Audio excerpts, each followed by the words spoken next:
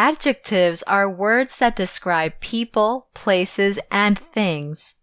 For example, they include traits like appearance, size, and conditions of people, as in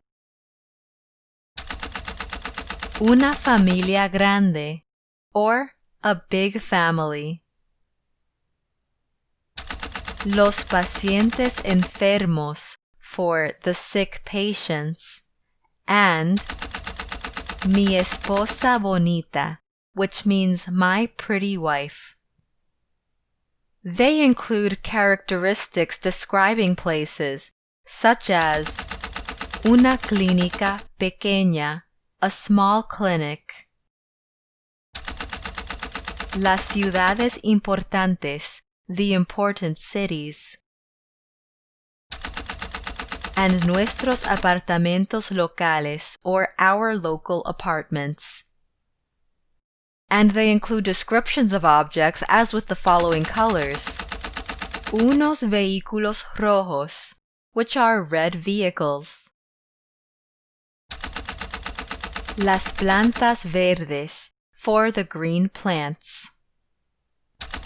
And su blusa amarilla, or her yellow blouse.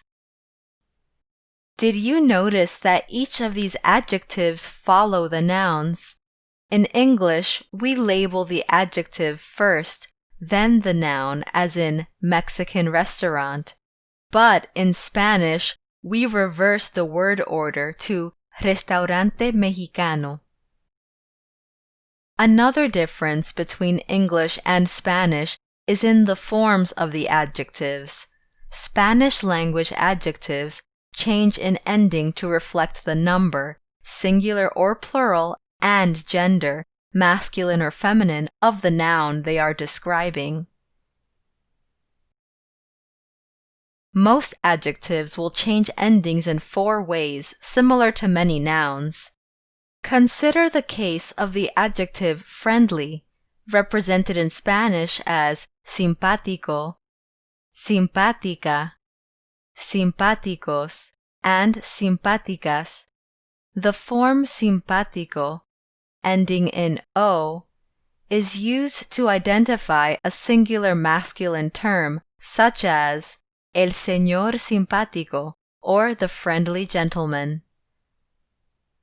The singular feminine ending in a is used for la señora simpática, or the friendly lady.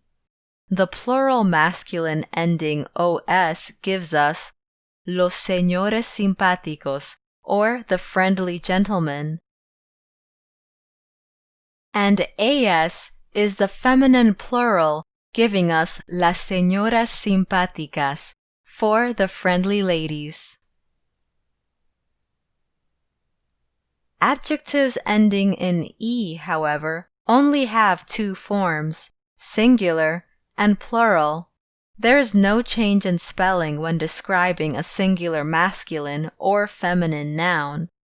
So we can cite examples like un documento interesante, for an interesting document.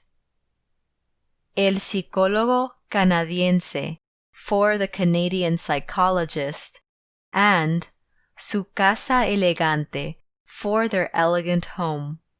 Then, when we pluralize these, both the noun and adjective add an s. Unos documentos interesantes. Los psicólogos canadienses. And sus casas elegantes, which of course is their elegant homes. Finally, adjectives ending in a consonant also share just 2 forms, singular and plural. Consider the following examples. La bata azul, or the blue robe, is pluralized to las batas azules.